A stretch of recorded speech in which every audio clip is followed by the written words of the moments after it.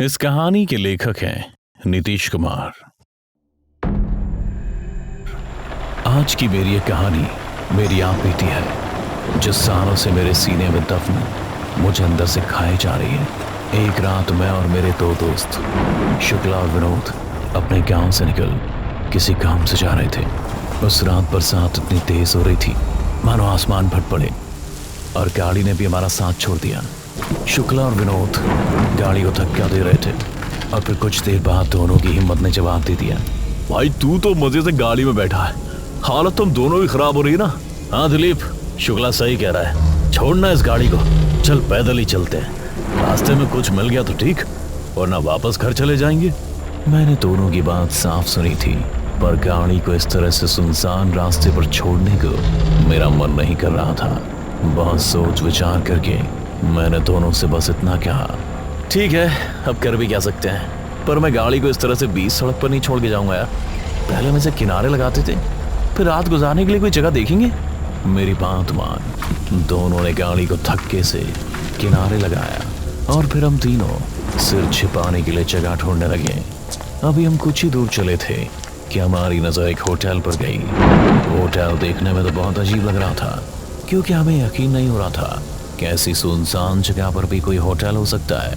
उसे देखने से ही पता चल रहा था कि वो काफी साल पुराना है। शुक्ला तो होटल को देखते ही उसकी तरफ बढ़ने लगा था, पर विनोद और मैं अभी भी सोच में डूबे हुए तेज बारिश में भीग रहे थे। अरे अब क्या भीगते ही रहोगे तुम दोनों, चलो कम से कम एक बार बात तो कर ले। ज्यादा महंगा हुआ था वापस आ जाएंगे, नहीं तो गाड़ी ठीक करने के लिए किसी मैकेनिक को बुला लेंगे। शुक्ला की बातों ने हमारी सोच में खलल डाल दिया, और अगले ही पल हम तीनों होटल के अंदर खड़े थे। होटल में कोई नहीं था। खूब आवाज लगाने पर बस एक वेटर आया, हमारी गाड़ी खराब हो गई है, क्या आप किसी मैकेनिक को बुला देंगे? जी इतनी तेज बारिश में मैकेनिक का मिलना नामुमकिन है, माफ करना पर मैं इसमें आपकी कोई मदद नहीं कर पाऊंगा। मगर आपको कोई कमरा चाहिए तो मैं दे सकता हूँ। वैसे भी रात के टाइम में आप कहाँ जाएंगे, आपकी कार भी खराब है। वेटर सही कह रहा था, रात के समय में हमें मदद मिलना बहुत मुश्किल था। इसलिए सभी ने सोचा कि हमें रात को यहीं पर ठहर जाना चाहिए, और सुबह होते ही जब भी कोई मदद मिलेगी तो हम यहाँ से निकल जाएंगे। यही सोचकर हम सभी वहां पर रुक गए, लेकिन वेटर के अलावा उस होटल में हमें कोई भी नहीं दिख रहा था। एक पल को तो ऐसा लगा मानो पूरे होटल में हमारे अलावा कोई और है ही नहीं। क्या भाई, यहाँ कोई आता वाता नहीं है क्या? पूरा होटल ही खाली लग रहा है। नहीं, आता है कभी कभार कोई जिसकी गाड़ी खराब हो जाती है, या फिर कोई खराब मौसम में फंस जाता है, जैसे कि आप लोग। पर मेरा यकीन करिए, आपको इस होटल में बिताए हुए एक ही मिनट 1 घंटे के बराबर लगेगा। वेटर तो सबसे कहता हुआ हंस रहा था, लेकिन हम तो उसकी बातें सुन डर रहे थे। खैर वेटर ने हम सबको हमारा कमरा दिखा दिया, पर कमरा बहुत ही पुराने जमाने का लग रहा था, और अब तक हम लोग शरीर और सोच दोनों से थक चुके थे। शुक्ला और विनोद तो बिस्तर पर पड़ते ही सो गए, और मेरे मन में तो अभी भी ये होटल खटक रहा था कि तभी मैंने किसी की चीख सुनी। कोई कमरे के बाहर से किसी को घसीटते हुए ले जा रहा था कि किसी ने मेरा पैर पकड़ मुझे बिस्तर के नीचे खींच लिया था। बचाओ मुझे, शुक्ला और विनोद, शुक्ला और विनोद, बचाओ मुझे, कोई मुझे सुन रहा है क्या? बचाओ मुझे, शुक्ला और विनोद, विनोद। मगर मेरी मदद के लिए कोई नहीं आया। बहुत हिम्मत कर जब मैं किसी तरह बिस्तर के नीचे से निकला तो शुक्ला और विनोद भी अब गायब थे। दोनों को गायब देख मेरे तो होश उड़ गए। मैं तुरंत ही अपने दोस्तों को आवाज लगाता हुआ अपने कमरे से बाहर आ गया था, पर मुझे समझ नहीं आ रहा था कि मैं अब किस तरफ जाऊं, क्योंकि कमरे से बाहर आते ही सब कुछ एक जैसा लग रहा था। मेरे बाएं भी एक रास्ता था, और दाएं और भी, जहां से मुझे सैकड़ों कमरे नजर आ रहे थे। एक पल को तो मुझे मेरी आंखों पर यकीन ही नहीं हुआ, इतने सारे कमरे, पर आते वक्त तो यहाँ कुछ ही कमरे थे, फिर एकदम से यहाँ सैकड़ों कमरे कहाँ से आ गए? मैं खुद में बड़बड़ाता हुआ गैलरी से जा ही रहा था कि तभी मुझे कमरे से शुक्ला की चीखने की आवाज आई। मैंने तुरंत ही कमरा खोल कर देखा तो एक काला साया मेरे दोस्त का गला दबा उसे जान से मार रहा था। उस काले साए को देख मेरे पैर जम से गए थे, पर मैं अपने दोस्त को इस तरह से मरता हुआ नहीं देख सकता था। मैं उसे बचाने के लिए कमरे में कदम रखा ही था कि तभी सब कुछ एकदम से गायब हो गया। इससे पहले कि मैं कुछ समझ पाता, एक और कमरे से चीखने की आवाज आई। हाँ, इस बार चीख विनोद की थी। मैं उसे बचाने के लिए जैसे ही कमरे में गया तो देखा एक काला साया विनोद की गर्दन पर चाकू रख आहिस्ता आहिस्ता उसे काट रहा है, जिसके दर्द से विनोद तड़प रहा था। उसने जैसे ही मुझको देखा तो रोते हुए बोला, दिलीप भाग जा इस होटल से, अगर जिंदा रहना है तो भाग जा। ये होटल खुद में शैतान है जो हमको मारना चाहता। विनोद ने इतना कहा ही था कि उस काले साये ने विनोद का सर उसके धड़ से अलग कर दिया और अगले ही पल विनोद और वो काला साया दोनों एक साथ गायब हो गए। पर इस बार विनोद को गायब होता देख मेरे होश उड़ चुके थे। शायद मैं पागल होने लगा था, लेकिन इसके बाद जो हुआ वो मैं मरते दम तक नहीं भूल सकता हूँ।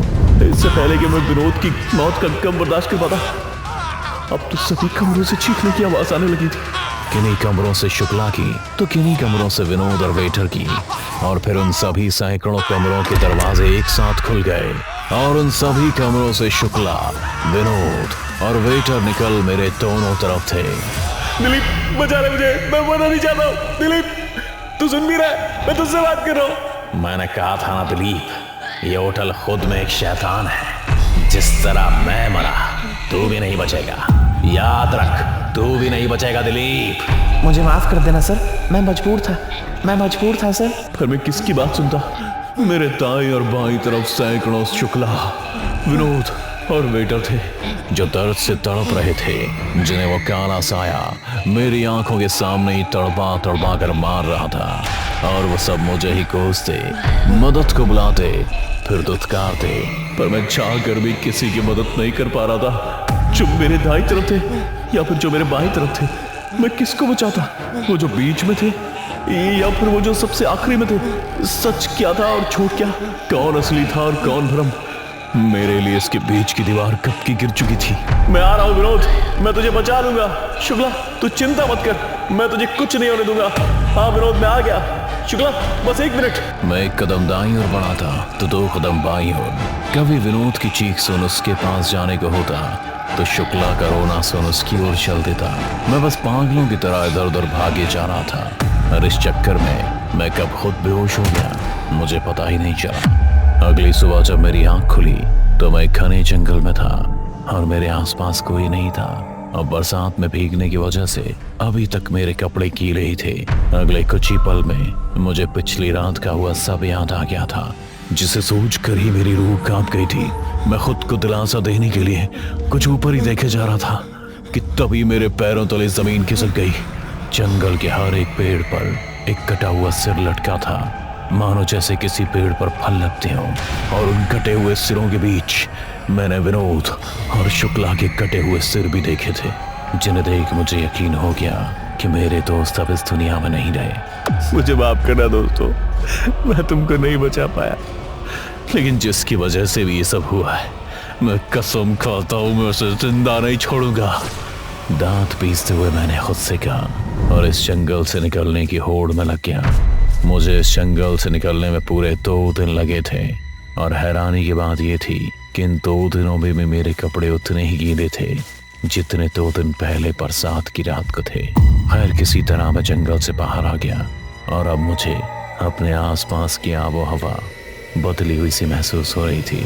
मैं वापस उसी सड़क पर आ खड़ा हुआ था जिस पर 2 दिन पहले मेरी गाड़ी खराब हुई थी। मैं उसे ढूंढते हुए इधर उधर दौड़ रहा था कि तभी मुझे एक आदमी दिखा। भाई साहब इसी सड़क पर 2 दिन पहले मैंने अपनी गाड़ी खड़ी करी थी, HM 8686। आपने देखी कहीं कोई इसे उठाकर तो नहीं ले गया? 2 दिन पहले? अरे क्या 2 दिन पहले? अरे पिछले 2 साल से मैं इसी रास्ते पे आना जाना कर रहा हूँ, मुझे तो आज तक कोई गाड़ी खड़ी नहीं दिखी यार। कोई गाड़ी दिखी नहीं? उसे किसी ने चुरा तो नहीं लिया? बड़बड़ाते हुए मैं खुद से कह ही रहा था, तभी मुझे होटल का ध्यान आया। अच्छा इस सड़क पर एक होटल है, वो यहाँ से कितनी दूर होगा? अरे भाई पीवी का आए हो क्या? यहाँ कोई गाड़ी नहीं है और ना ही सड़क पे कोई होटल है। अब साइड हटो, मुझे भी जाने दे। इतना कहकर वो शख्स मुझे साइड कर कुछ ही दूर गया था कि उसने अपनी जेब से कोई चीज निकाली जिससे रोशनी निकल रही थी। मैंने उसे रोकते हुए फिर पूछा, भाई साहब ये क्या है जो आपने अभी अपनी जेब से निकाला है? क्या है? ये मेरा मोबाइल है। क्या तुम्हें किसी को फोन करना है? मोबाइल? अरे ऐसा क्या देख रहे हो, कभी मोबाइल नहीं देखा क्या? किस जमाने से आए हो तुम भाई? वो शख्स जो कुछ भी कह रहा था वो मेरी समझ से परे था और उसके हाथ में वो जो कुछ भी था जिसे वो मोबाइल कह रहा था वो मैं पहली बार देख रहा था। फिर पता नहीं मेरे मन में क्या आया, मैंने उस शख्स से बस इतना पूछा, भाई साहब ये कौन सा साल चल रहा है? मेरे इस सवाल पर उसने मुझे ऐसे देखा जैसे मानो मैं किसी और ही दुनिया से आया हूँ, और फिर बस इतना कहा, 2023। उसके शब्द मेरे जहन को सुन कर गए थे, क्योंकि जब मैं घर से निकला था तब सन 2003 चल रहा था, और महज 2 दिन में मेरी जिंदगी के 20 साल गुजर चुके थे कि तभी मुझे वेटर की कही हुई बात याद आई।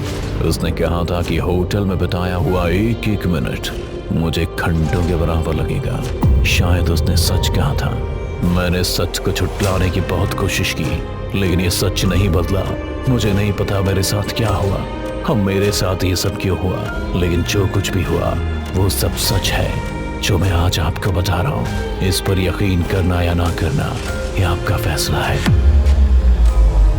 दोस्तों, अगर आपको हमारी कहानी अच्छी लगी हो तो लाइक, कमेंट और शेयर जरूर करें। साथ ही रेगुलर अपडेट के लिए चैनल को सब्सक्राइब करें। और अगर आपके पास भी कोई डर से भरी दमदार कहानी है तो भेजिए हमारे मेल एड्रेस पर अभी।